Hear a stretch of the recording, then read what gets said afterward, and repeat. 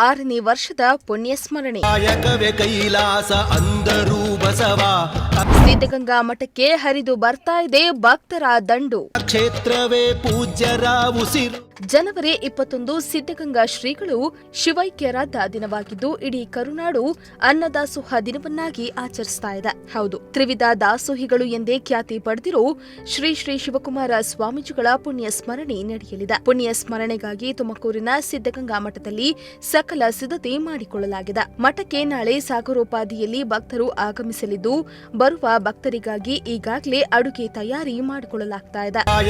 ಕೈಲಾಸ ಅಂದರು ಬಸವ ಅದರಂತೆ ನಡೆ. ಶ್ರೀಗಳ ಪುಣ್ಯ ಸ್ಮರಣೋತ್ಸವದ ಪ್ರಯುಕ್ತ ಪೂಜ್ಯರ ಗದ್ದುಗೆಗೆ ವಿಶೇಷ ಹೂವಿನ ಅಲಂಕಾರ ಮಾಡಿ ಬೆಳಗ್ಗೆ 5:30ರಿಂದಲೇ ಮಹಾರುದ್ರಾಭಿಷೇಕ, ರಾಜೋಪಚಾರ, ಬಿಲ್ವಾರ್ಚನೆ ಹಾಗೂ ಇತರೆ ವಿಶೇಷ ಪೂಜಾ ಕೈಂಕರ್ಯಗಳು ಜರುಗಲಿವೆ. ಬೆಳಗ್ಗೆ 8 ಗಂಟೆಗೆ ಬೆಳ್ಳಿ ರಥದಲ್ಲಿ ಪೂಜ್ಯರ ಪುತ್ಥಳಿಯನ್ನಿಟ್ಟು ಮಠದ ಆವರಣದಲ್ಲಿ ಭಕ್ತರು ಹಾಗೂ ಹರಗೋಚರ ಮೂರ್ತಿಗಳ ಸಮ್ಮುಖದಲ್ಲಿ ಮೆರವಣಿಗೆ ನಡೆಯಲಿದೆ.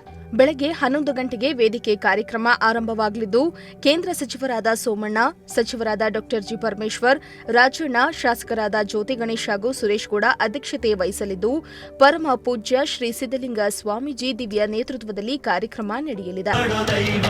ಸಿದ್ಧಗಂಗಾ ಕ್ಷೇತ್ರವೇ ಪೂಜ್ಯರ ಉಸಿರು. ಇನ್ನು ಈ ಪುಣ್ಯ ಸಮಾರಂಭಕ್ಕೆ ಮಠದ ಭಕ್ತರಿಂದ ಅಭಿಮಾನಿಗಳು, ಹಳೆ ವಿದ್ಯಾರ್ಥಿಗಳು ಮತ್ತು ಹಿತೈಷಿಗಳು ಸೇರಿ 5 ಲಕ್ಷಕ್ಕೂ ಹೆಚ್ಚು ಜನರು ಆಗಮಿಸುವ ನಿರೀಕ್ಷೆ ಇದ್ದು ಸಕಲ ಸಿದ್ಧತೆಗಳನ್ನು ಮಾಡಿಕೊಳ್ಳಲಾಗಿದೆ.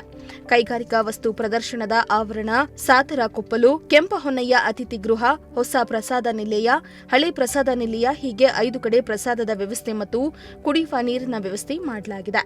ಬಂದಂತಹ ಭಕ್ತಾದಿಗಳಿಗೆ ಉಣಬಡಿಸಲು ವಿಶೇಷ ಖಾದ್ಯವನ್ನ ಕಳೆದ 3 ದಿನದಿಂದ ಬಾಣಸಿಗರ ತಂಡ ತಯಾರು ಮಾಡ್ತಾ ಇದೆ. ಬರೋಬ್ಬರಿ 50 ಕ್ವಿಂಟಲ್ ಖಾರ ಬೂಂದಿ ಮತ್ತು 50 ಕ್ವಿಂಟಲ್ ಸಿಹಿ ಬೂಂದಿ ರೆಡಿಯಾಗಿದೆ. ಇನ್ನು ಕಾರ್ಯಕ್ರಮದ ವೇಳೆ ಯಾವುದೇ ಅಹಿತಕರ ಘಟನೆ ನಡೆಯದಂತೆ ನೋಡಿಕೊಳ್ಳಲು ಪೊಲೀಸ್ ಇಲಾಖೆ ಕೂಡ ಸಜ್ಜಾಗಿದೆ. ಗೋಸಲ ಸಿದ್ದೇಶ್ವರ ವೇದಿಕೆಯಲ್ಲಿ ಬೃಹತ್ ಸಭಾ ಮಂಟಪವನ್ನ ನಿರ್ಮಿಸಲಾಗಿದ್ದು ತ್ರಿವಿಧ ದಾಸೋಹ್ಯ ಸಂಸ್ಮರಣೆ ಮಾಡಲು ಭಕ್ತಗಣ ಕಾತುರದಿಂದ ಕಾಯ್ತಾ ಇದೆ. News bureau, Prajashakti TV, Tumakuru. Kailasa ಅಂದರು ಬಸವ ಅದರಂತೆ ನಡೆ.